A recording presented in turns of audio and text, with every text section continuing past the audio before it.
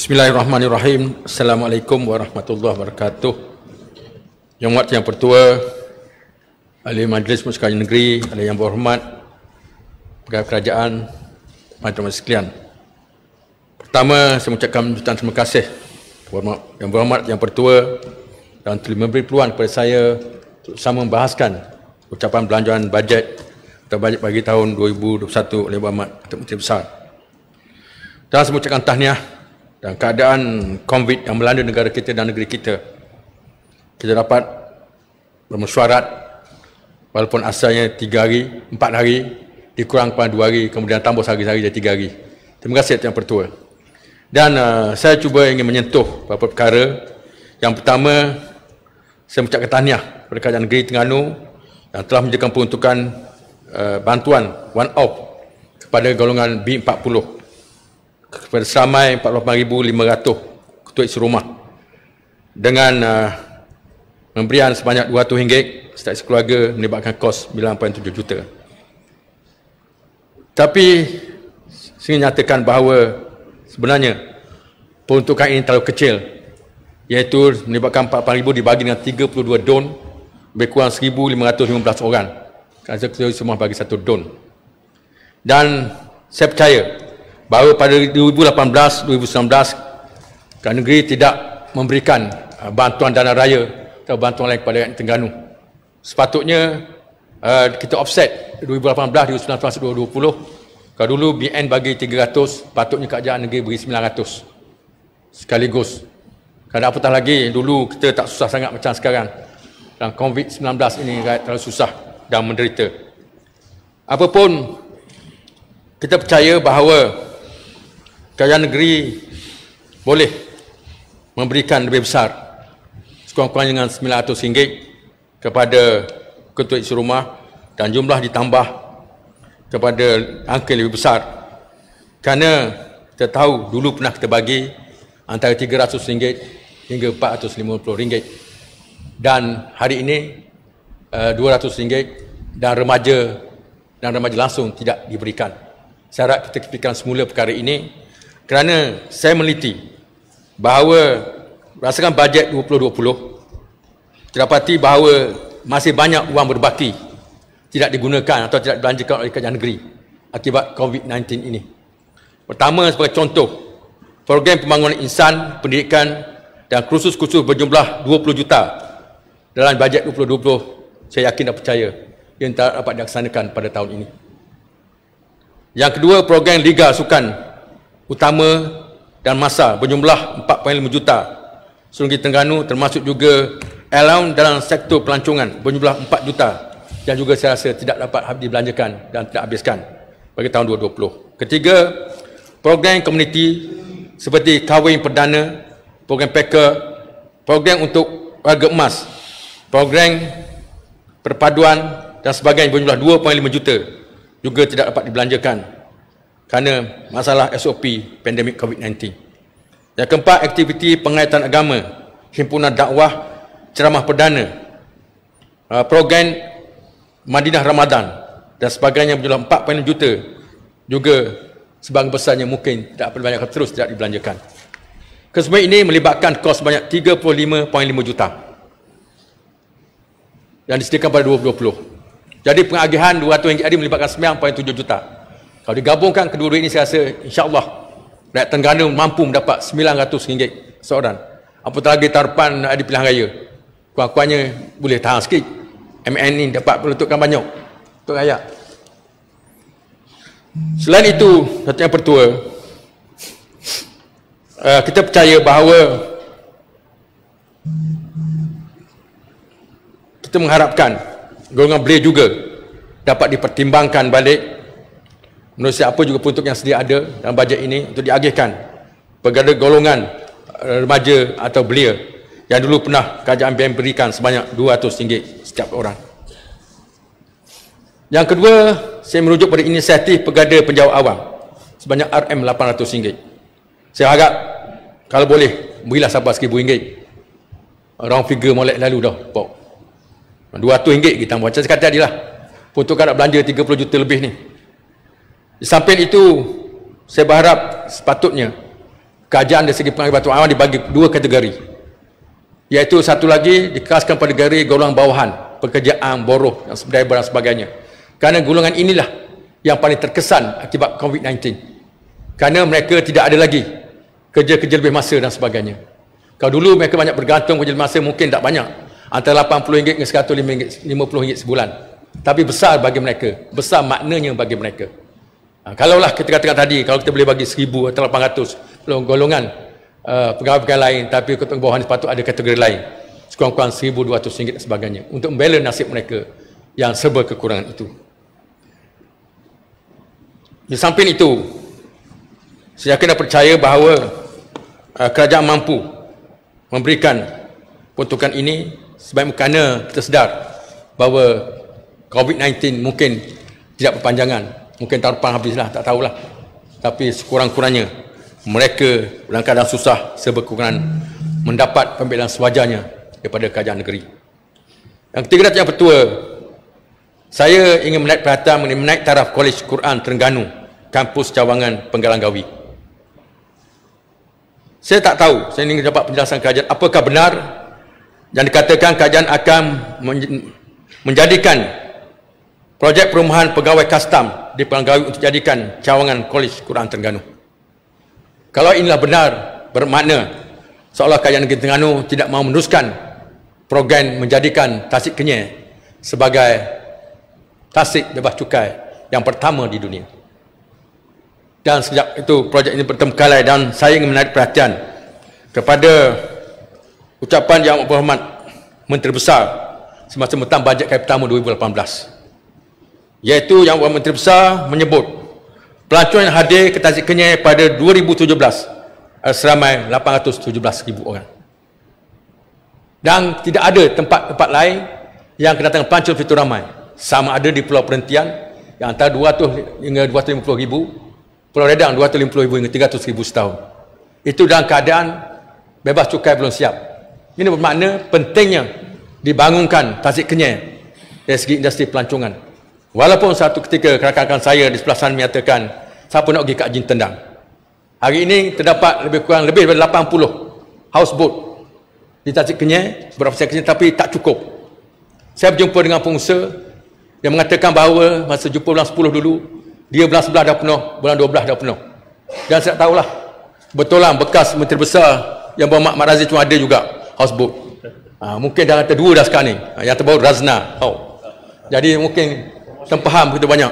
Promosi Ramai? Ya? Promosi kan? Promosi. Okay. Sebab menggambarkan, kalau bekas Menteri Besar sendiri ada 2 tebok houseboat, maknanya menggambarkan bahawa dia confident dengan kedatangan pelancong Tasik Kenyir. Kejar dia berapa putih? Kejar tak setiap habut bini ramai. Awak begitu tanya kau. Yang Yang Pertua. Sebab terlemong ada juga tu saya tanya. Memang terlemong ada. Kita tahu. Bekas-bekas tabir kita 2 T ada. Nak tambah pula tu. Datuk Yang Pertua, kita percaya bahawa kedatangan pelancong Kenyir ini akan bertambah setiap masa. Sebab itulah saya rasa agak terkilan bila kerajaan negeri hanya memperuntukkan 4 juta dari peruntukan ini. Kata orang Terengganu kata nak leleh mana 4 juta ni.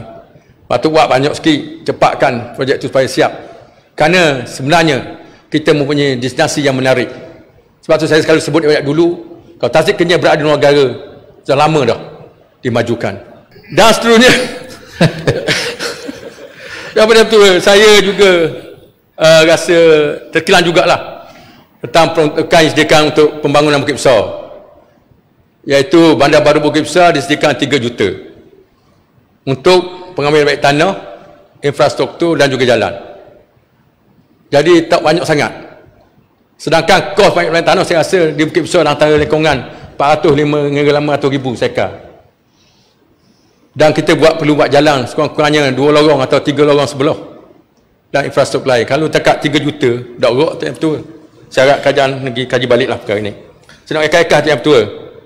Kita tahniah juga pada kerajaan negeri Terengganu kerana akan membuka pusat jantung di Kuala Terengganu, iaitu di Terengganu Specialist Hospital pada tahun 2021. Hospital baru dicukai Kemaman dengan 150 katil pembesaran Kuantan Medical Center dan juga Kelang Medical Center dan perancang untuk pengambil-alihan Tower Specialist Hospital. Tapi malangnya bagi saya, bahawa ini saya dapat maklumat bahawa kerajaan negeri mempunyai cadangan untuk menjual Kuantan Medical Center kepada pihak tertentu. Taklimat telah dipanggil dan akhirnya CEO KMC tak puas hati menentang perjuangan ini, akhirnya beliau meletakkan jawatan.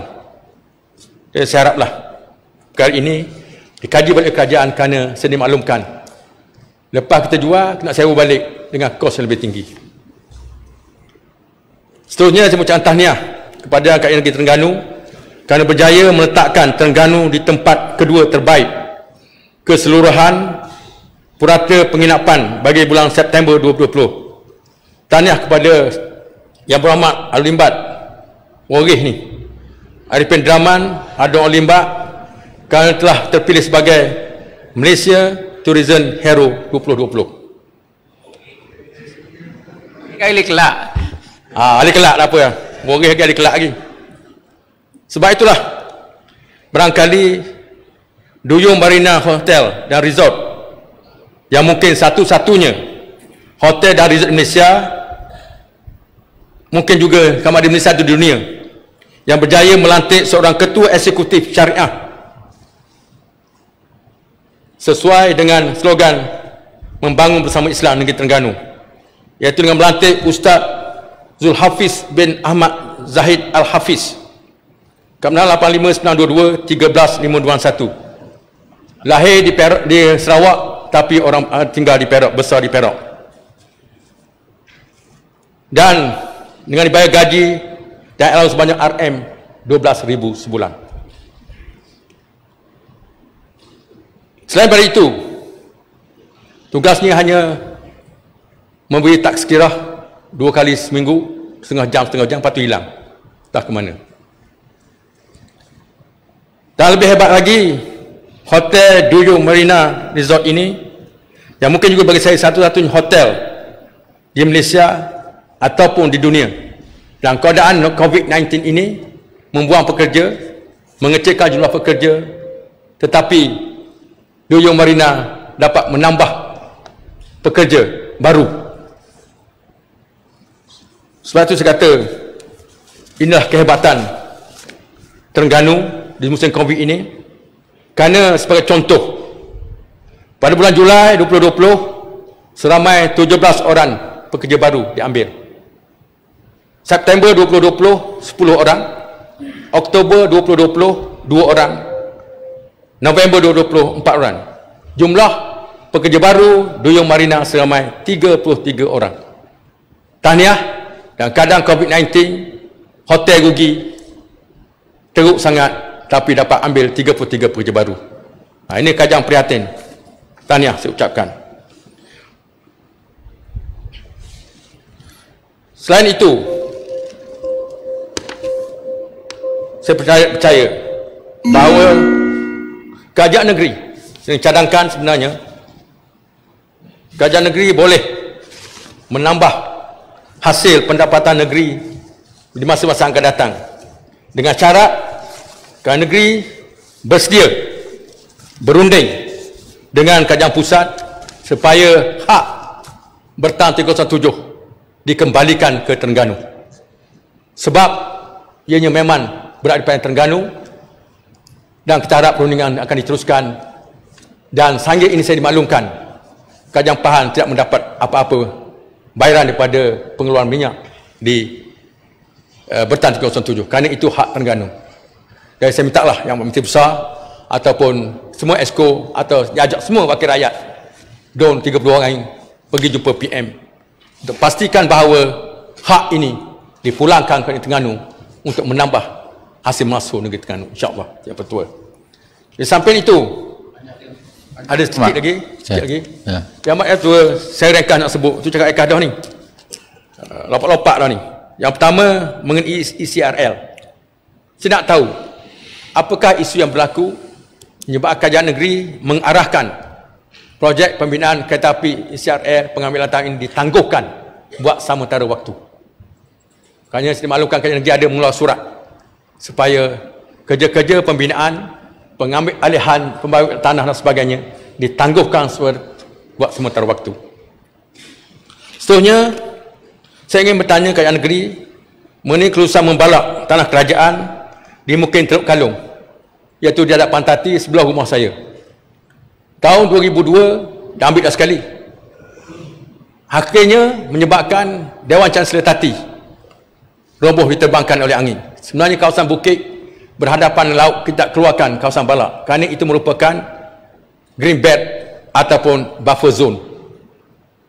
Tapi telah dikeluarkan pada 2002. Sekarang ini dikeluarkan lagi lebih kurang 50 ekar. Di situ ada 3 tempat air terjun.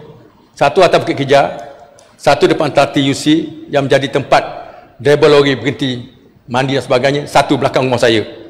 Dulu saya berfikirlah depan rumah belakang rumah saya, ini kering kontang.